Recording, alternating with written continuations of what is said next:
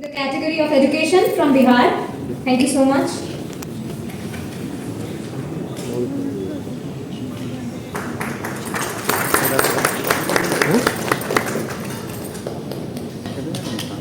Thank you sir for being here. दो line अपने आप को थोड़ा इंट्रोड्यूस कर दीजिए. Thank you ma'am.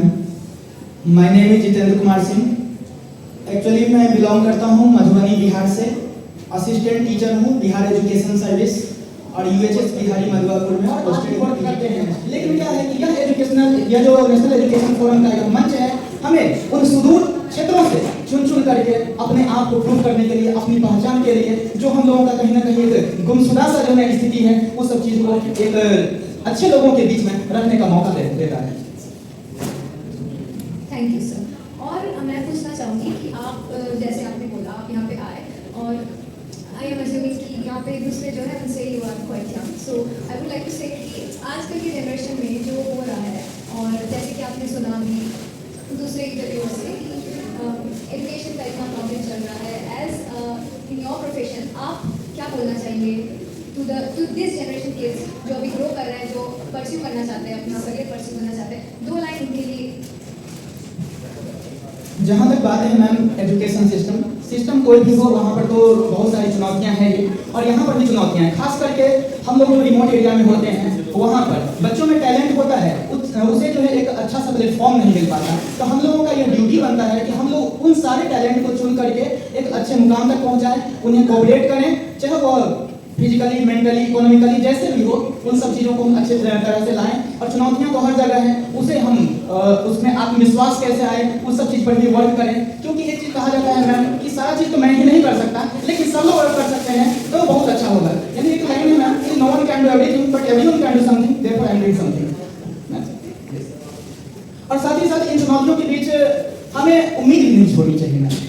एक चीज कहा जाता है मैम कि माना कि अंधेरा बड़ा घना है, लेकिन अंधेरे में दीप जलाना कहाँ मना है.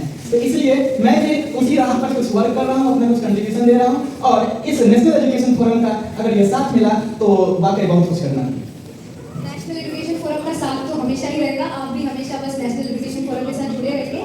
हम तो एक एक करके इवेंट्स जो है सब एजुकेशन और डेवलपमेंट के ऊपर ही कर रहे हैं. तो जो भी इंडिया को डेवलप देखना चाहता है, जो भी इंडिया के लिए अच्छा सोचता है, हमसे जुड़ने से कोई प्रॉब्लम नहीं है. हमसे जुड़िए.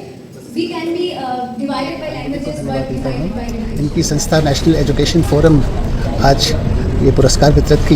ये बहुत ही सम्मान की बात है उन लोगों को जिन्हें ये अवार्ड मिला है, क्योंकि एक चयन समिति है और चयन समिति ने अच्छे कार्य के ऊपर ये सम्मानित किया है. अच्छे शिक्षकों को, कोऑर्डिनेटर्स को. यहाँ पर मुझे जानकारी मिली कि ये संस्था जो है पूरे हिंदुस्तान में काम कर रही है, इससे अवेयरनेस बढ़ रही है, और क्वालिटी एजुकेशन के ऊपर बहुत फोकस है, पर्सनालिटी डेवलपमेंट के ऊपर बहुत फोकस है. और जैसे उन्होंने बताया कि प्रैक्टिकल एजुकेशन ये सबसे इम्पॉर्टेंट है. अगर आप एजुकेशन में जा रहे हैं, पढ़ रहे हैं, तो उसकी प्रैक्टिकलिटी क्या है, उसको आप कैसे अप्लाई करते हैं. हिंदुस्तान में अपॉर्चुनिटीज़ की कमी नहीं है. एजुकेशन पाना ठीक है, राइट टू एजुकेशन के तहत तो आप एजुकेशन पा रहे हैं, लेकिन क्या आप एक अच्छे इंसान के रूप में बन के आ रहे हैं, समाज में कुछ कंट्रीब्यूट कर रहे हैं या नहीं कर रहे हैं. तो ये एजुकेशन की बहुत बड़ी आवश्यकता है, और पेरेंट्स को भी यहाँ से संदेश आता है कि अपने बच्चों को क्वालिटी एजुकेशन दे, अच्छा उनको अच्छी शिक्षा मिले, ताकि वो आगे बढ़े. हर क्षेत्र में, किसी क्षेत्र में जाए, कोई चीज़ थोपना नहीं चाहिए. अपॉर्चुनिटीज़ इतनी है, चाहे वो म्यूज़िक वर्ल्ड में जाते हैं या स्पोर्ट्स में जाते हैं या एजुकेशन में आते हैं या ब्यूरोक्रेसी में जाते हैं, हर क्षेत्र ओपन है, उन लोग को आना चाहिए. लेकिन 2025 का आयोजन राष्ट्रीय शिक्षा मंच द्वारा 2025 कॉन्स्टिट्यूशन क्लब ऑफ इंडिया में किया गया. ये हमारा भारत रत्न गौरव अवार्ड्स था, राष्ट्रीय शिक्षा मंच के द्वारा ये संचालित था.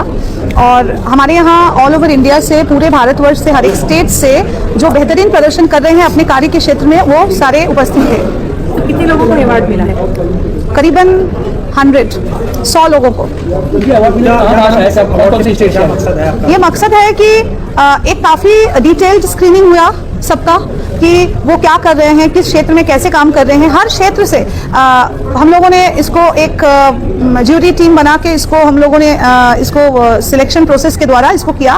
और हमारे जो अवार्डी है वो विशाखापट्टनम से है, आंध्र प्रदेश से है, दिल्ली से है, बिहार से है, पटना से है, यूपी से है, मध्य प्रदेश से है. पूरे भारतवर्ष को ही कवर करके किया है.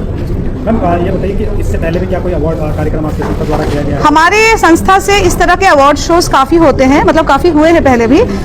2016 से हम ये शिक्षा सागर, राष्ट्रीय शिक्षा मंच, प्रशासक सम्मान, शिक्षक सम्मान, इस तरह के हम लोग कार्यक्रम करते ही हैं। इस मंच के माध्यम से कोई मैसेज देना चाहते हैं अवार्डियों को? इस मंच के माध्यम से यही मैसेज है, जिन्होंने अवार्ड लिया उनके ऊपर जिम्मेदारी और काफ़ी बढ़ गई, क्योंकि उनको और अच्छा काम करने के लिए प्रोत्साहित किया जाएगा।